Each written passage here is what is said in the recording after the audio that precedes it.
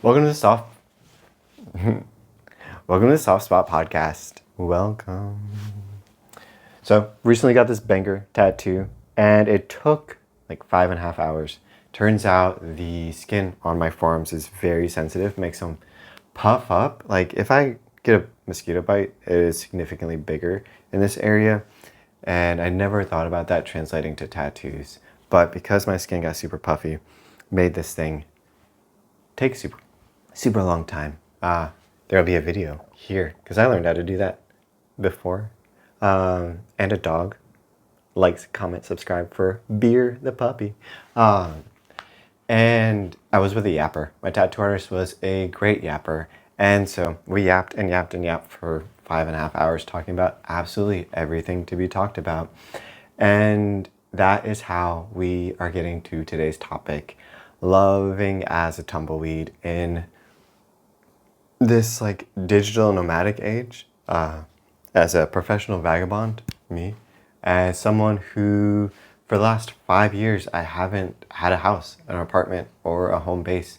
I've constantly traveled. I've lived out of a semi-truck, Airbnbs, hotels, and random apartments, which I've just done extended rentals at, like short-term rentals, not extended. And so, loving as a tumbleweed brought up this poem with my tattoo artist because she was really curious about what I write. And the poem is called Grateful Oysters. Grateful Oysters is not exactly a poem. It's an imaginary conversation between two people out on a date. And she loved it and she busted out laughing when I told her about it. And so now I'm telling you guys because it takes place with two people on a date at a beautiful romantic sunset, looking out over the ocean views. And one of the people on the date is like, they're gearing up to like really pour their heart out. They're like, they've been thinking about this thing and they're like, okay, now's my moment to lay it all out there. And then right as they're about to do that, the other person is like seeing the food coming, seeing the food set down, and they get so excited. They're like, how many French fries do you think I can stuff in my mouth at once? And they just start doing it. They start stuffing it in. And the other person who is about to pour their heart out is like, they have a moment. And that moment is space. And that is a wonderful concept that I think love and art and surviving in Vietnam both require space. Because if you're ever crossing the road out here, you need space. You need the drivers to give you space, and you need to exchange your space with the drivers. You need to make eye contact. You need a signal with your body language that you are moving forward, and their path is going this way, and your path is going that way. There are no stoplights. There are no road signs. You just gotta go for it. And that's the same thing with love. That's the same thing with connection. There aren't always clear, I'm at the date, now's the moment, let me go for it, going for it. No, sometimes someone stops and starts shoving French fries in their mouth, and you, on the other side of that, have to decide, am I going to go along with that? And the other person does. They're like, look, I'm not gonna date you if you can't even shove 21 French fries into your mouth at once. And so then the other person, the French fry mouth shover, shoves all of the French fries into their mouth. They start choking, and another person at the restaurant has to give them the Heimlich maneuver. And what a beautiful, memorable date that has just become. And it's called Grateful Oysters because they are eating oysters and French fries, random meal. And it's called Grateful Oysters because oysters are filterers of water. They create pearls. They stay in one place and they work with what they've got to make something beautiful. And they hold on to that thing and they don't let it go. And it becomes a pearl. And that's what the other person was trying to get at. That their relationship has become a pearl and they really are appreciating it. They were feeling that in the moment. They were feeling like an oyster and they were full of gratitude for their significant other. And sometimes it's not about saying, I'm making a pearl. Sometimes it's about making the pearl. And that is the exchange in loving as a tumbleweed, in loving as someone who logistically I might not get more than a month with a person I'm dating, or I might not see them for a month, or we might never cross paths again. And it reminds me of another poem that I read in high school and it's stuck with me ever since. It's called If I Were Another. And the opening line is, if I were another on the road, I would not have looked back. And ever since I read that poem, I've been trying to live as the other person that the poet is describing.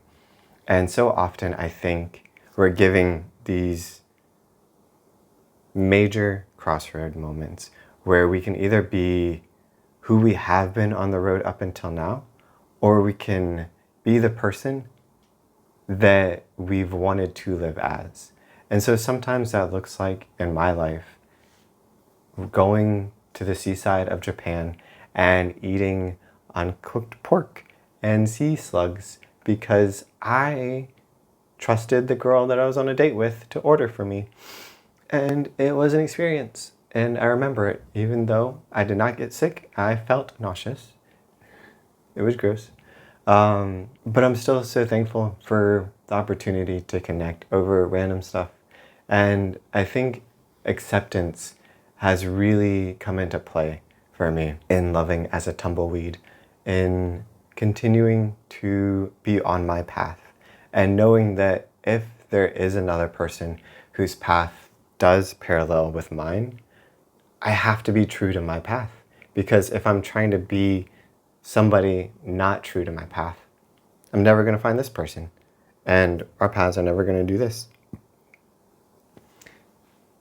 And the reason why grateful oysters comes up in this thought process of loving as a tumbleweed is because grateful oysters is a moment that shows all of my most valued things for experiencing love, like how I genuinely want to experience love. And it, to bullet point it, is being challenged, being seen, being engaged with, whimsy and play, and acceptance. Those are the things that are non-negotiable. And I think people get jaded. I got jaded on the dating scene because I thought I just had to accept whatever water or connection or intimacy or woman crossed my path that was willing to allow me into her path. And that quickly burnt out. That quickly went absolutely nowhere. I quickly learned how much I don't like that. I do not like the random hookups. There's nothing sustainable or fulfilling in it. It's so much taking, so much desperation, so much need, and life is too precious for me to squander it trying to take from something that has nothing to give. Like, that person might have a lot to give, but not for me. And so making those my deal breakers instead of looking for specific archetypes really has added so much life into my dating world, because I don't feel burnt out, even if it is a short encounter, even if it's a magical weekend getaway, or even if it is like a fling that might turn into something much longer and more sustainable. Without those pillars, tenets, there's no chance of it ever germinating. There's no chance of it ever actually becoming sustainable. And that's how I create space. I think I first came across this idea of creating space when I was talking with somebody about creating a book versus having that book become a movie, and how something magical just disappears once the book becomes the movie. Because I can read an author's writing and I can still imagine the character completely different. I can still affect how I experience another person's creation because I have space to input my imagination. When I then see the movie, it takes away that space. There is still space to engage with it, but it's less. And art and love both require that space.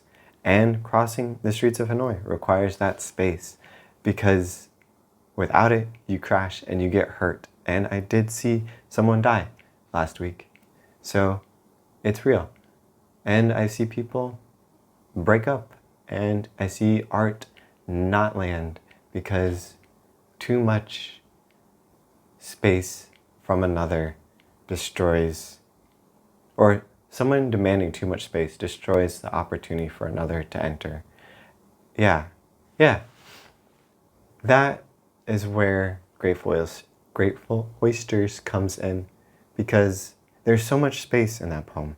And I think that's another part of my favorite aspect of the poem. It's so short, it's so tiny, it's just a conversation, but the life that those two people have lived up until that moment, for that moment to exist, says so much. Imagining the context in which they exist inside of says a lot. And so creating space for art and for love and for whimsy is what I've been dedicating most to in life these days. It's why I went to Kappa for a 3-day random getaway. It's how I finally found a blue sky in Vietnam. It's how I made memories that I'll never let go of, because I allowed space for other people to impact my path while still being dedicated to who I am. And once I know who I am, like in stark nakedness, what my truest values are, the insecurity of allowing another person to affect me disappears. And engaging with others becomes so much more free, so much more enjoyable, and so much less about taking, because I've got so much to give inside my space. Yeah, so like, comment, subscribe if any of this meant something to you. The Soft Spot Podcast. It's such a tongue twister, man. I really did not think it would be. But that is the closing thought of the Soft Spot Podcast. Closing thought of the Soft Spot. Soft Spot closing thought is create space. Because that is where vulnerability, love, and art exist the most.